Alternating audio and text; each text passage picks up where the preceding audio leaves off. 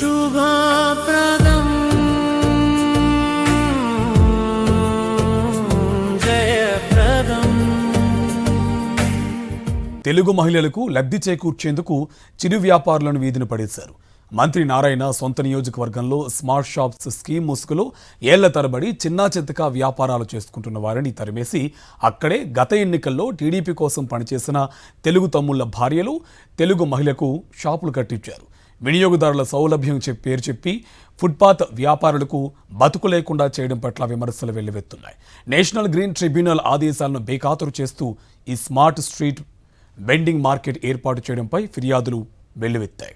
గత అసెంబ్లీ ఎన్నికల్లో ఇక్కడి నుండి పోటీ చేసిన నారాయణ తన ఎన్నికల ప్రచారం కోసం కొన్ని బృందాలను ఏర్పాటు చేసుకున్నారు. డివిజన్ల వారీగా ఈ బృందాలతో విస్తృతంగా ప్రచారం చేయించుకున్నారు.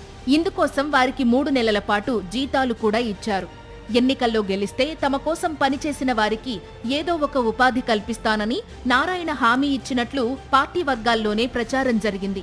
ఎన్నికల అనంతరం మున్సిపల్ శాఖ మంత్రిగా నారాయణ ప్రమాణ స్వీకారం చేయగానే స్మార్ట్ స్ట్రీట్ వెండింగ్ మార్కెట్ స్కీమ్ను తెరపైకి తెచ్చారు.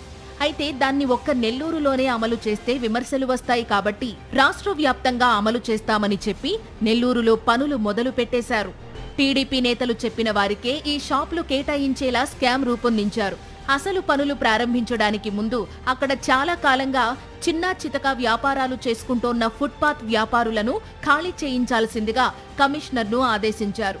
నిజానికి నగరంలోని పాత చెక్పోస్ట్ నుండి వేణుగోపాల్ నగర్ చేపల మార్కెట్ వరకు 2.7 కిలోమీటర్ల పొడవున 60 అడుగుల వెడల్పుతో 4 లేన్ల రహదారిని జగన్మోహన్ రెడ్డి ప్రభుత్వమే నిర్మించింది. సిమెంట్ రోడ్లు డివైడర్లతో పాటు పచ్చదనం ఉట్టిపడేలా అద్భుతంగా దీన్ని నిర్మించారు. రహదారికి అటూ ఇటూ వాకింగ్ ట్రాక్ ఏర్పాటు చేయడంతో పాటు పార్కింగ్ ఏర్పాటు చేయాలని ప్రణాళికలు కూడా రూపొందించారు. అయితే అదే సమయంలో ఎన్నికల నగారా మోగడంతో ఆ పనులు ప్రారంభం కాలేదు. ఇప్పుడు నారాయణ ఇక్కడే స్మార్ట్ స్ట్రీట్ వెండింగ్ మార్కెట్ను ఏర్పాటు చేయించారు.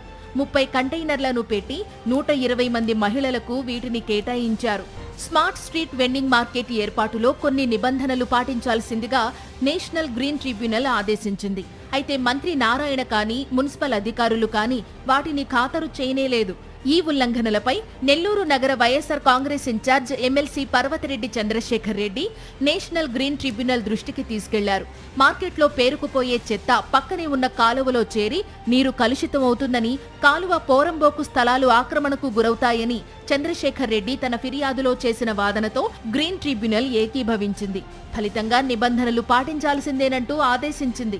తాత్కాలికంగా పనులు నిలిపివేసి భూగర్భ డ్రైనేజీని పూర్తి చేసి కాలువకు కంచె వేస్తే షాపుల ఏర్పాటుకు అనుమతిస్తామని స్పష్టం చేసింది గ్రీన్ ట్రిబ్యునల్. ఈ ఆదేశాలు పాటించాలంటే చాలా కాలం పడుతుందనుకున్న ప్రభుత్వం ఎన్జీటీ మార్గదర్శకాలను పాటించకుండానే మార్కెట్ను హడావుడిగా ప్రారంభించేందుకు రెడీ అయిపోతున్నారు.